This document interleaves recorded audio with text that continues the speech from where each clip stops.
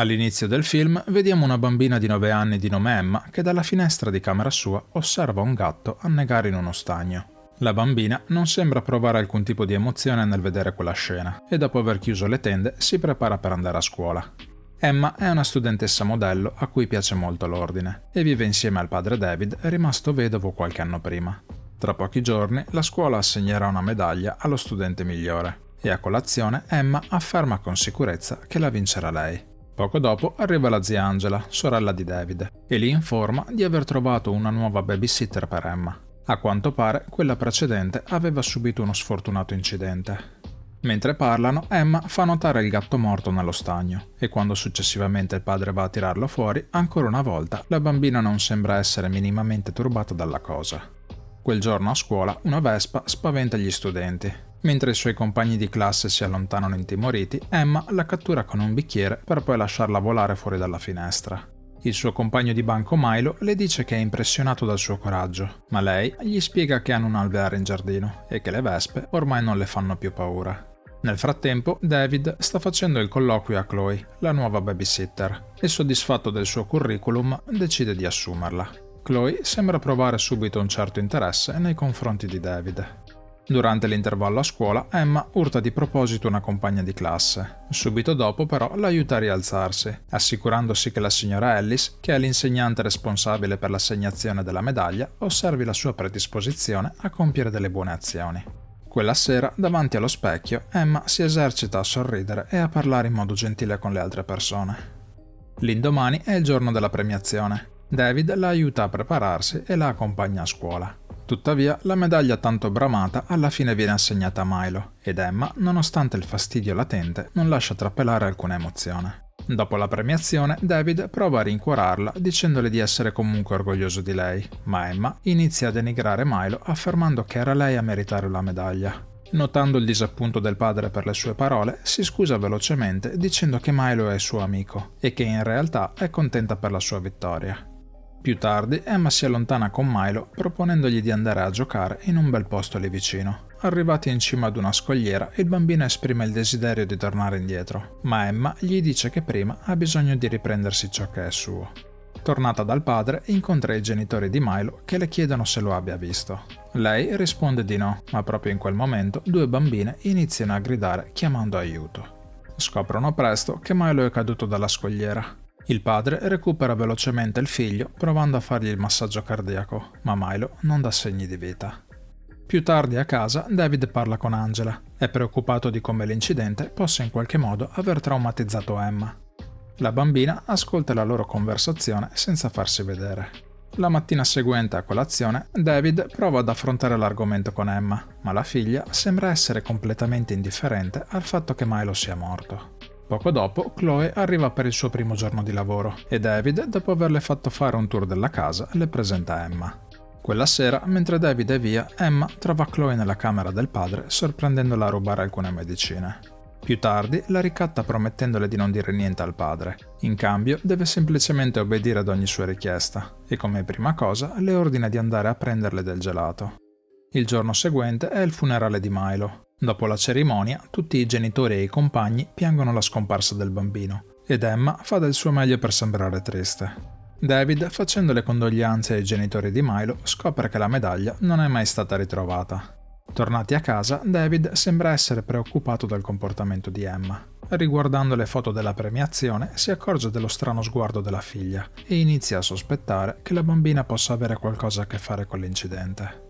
Più tardi quel giorno, l'insegnante di Emma e un agente di polizia fanno visita a David per discutere con lui della morte di Milo. La signora Ellis afferma che qualcuno ha visto Emma con Milo poco prima della sua morte. Emma, che nel frattempo li sta ascoltando, nel tentativo di interrompere la loro conversazione, cade a terra di proposito procurandosi un taglio sul braccio. La signora Ellis e l'ufficiale decidono quindi di andarsene per lasciare che David si prenda cura della ferita.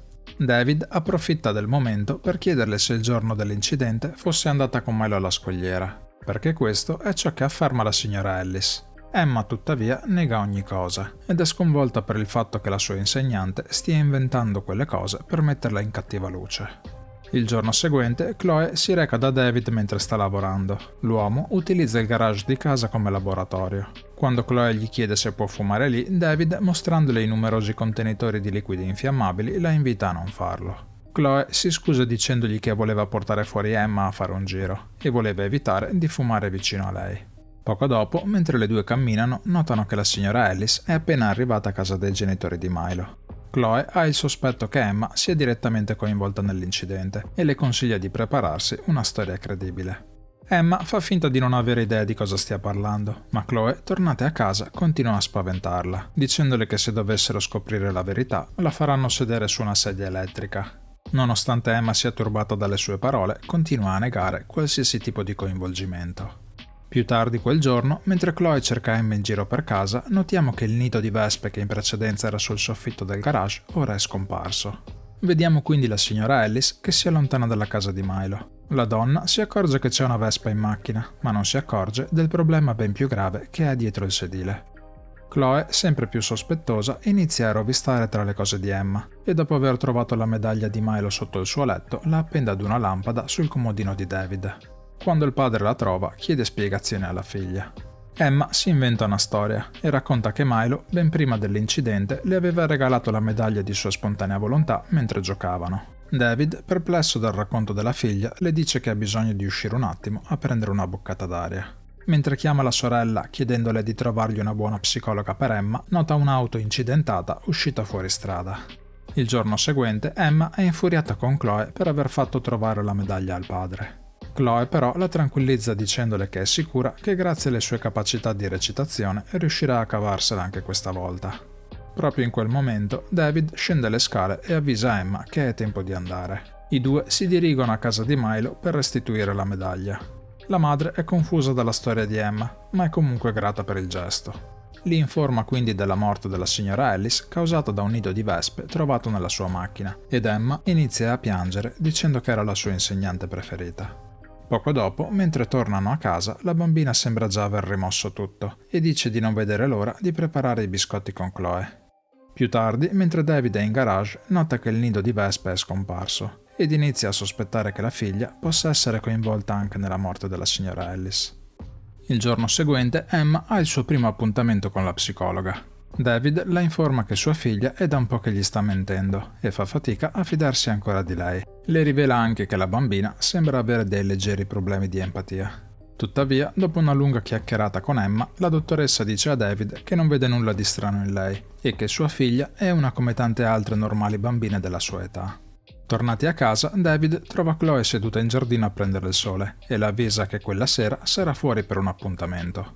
Poco dopo, Chloe va in camera di Emma e le confida di essere interessata a suo padre.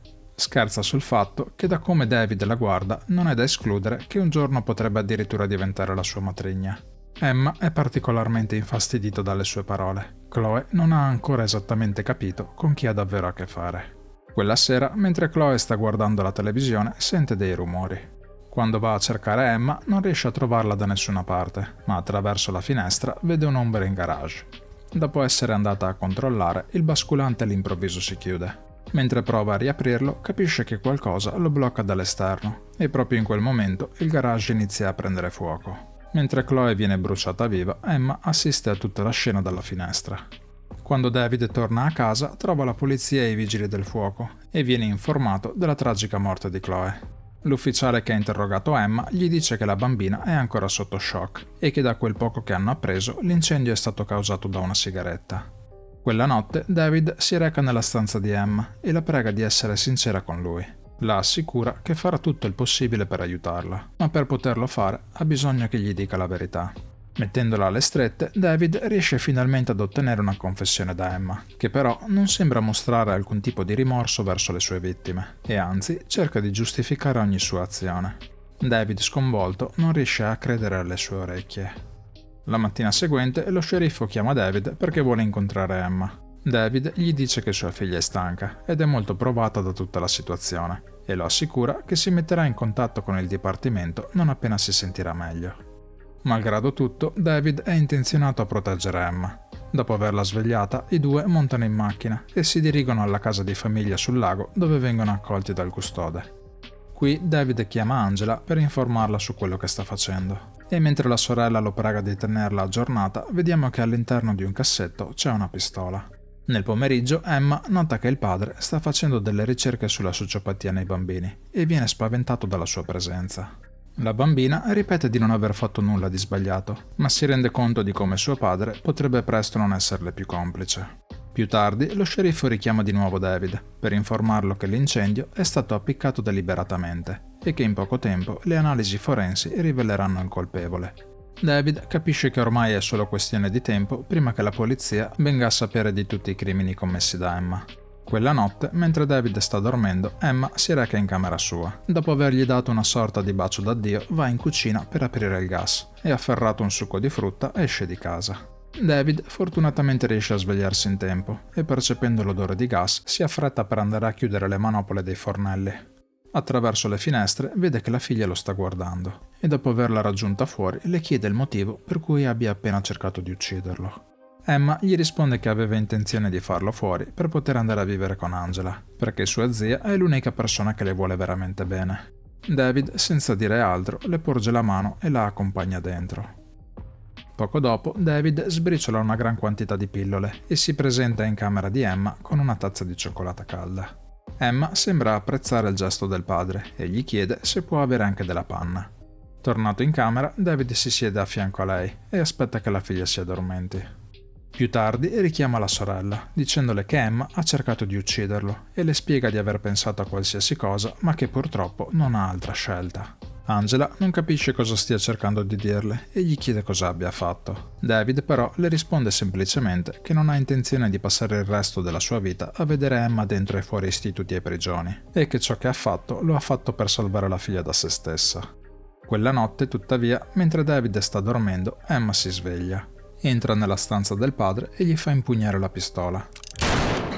Il proiettile lo sfiora e quando David si sveglia si sente completamente intontito. Non capisce come la bambina possa essere ancora viva.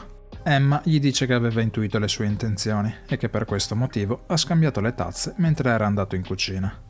David prova senza successo a strapparle la pistola di mano e la bambina, dopo avergli preso il telefono, chiama velocemente il 911, avvisando la polizia che il padre sta cercando di ucciderla. Recuperate un po' di forze, David afferra la pistola e sfonda la porta del bagno in cui Emma si era andata a nascondere. Nel momento in cui solleva la pistola per ucciderla, il custode della casa appare dietro di lui con un fucile. E quando un uomo con la pistola incontra un uomo col fucile, quello con la pistola è un uomo morto. Più tardi quella mattina, la zia Angela arriva sul posto e trova la nipote ancora sconvolta per l'accaduto. Emma chiede alla zia se il padre avesse dei problemi mentali ed Angela, con una nota di tristezza nella sua voce, ammette che probabilmente li aveva. Nella scena finale, la zia Angela la abbraccia e, promettendole del gelato non appena arrivate a casa, la assicura che andrà tutto bene. Auguri e figli maschi, appunto.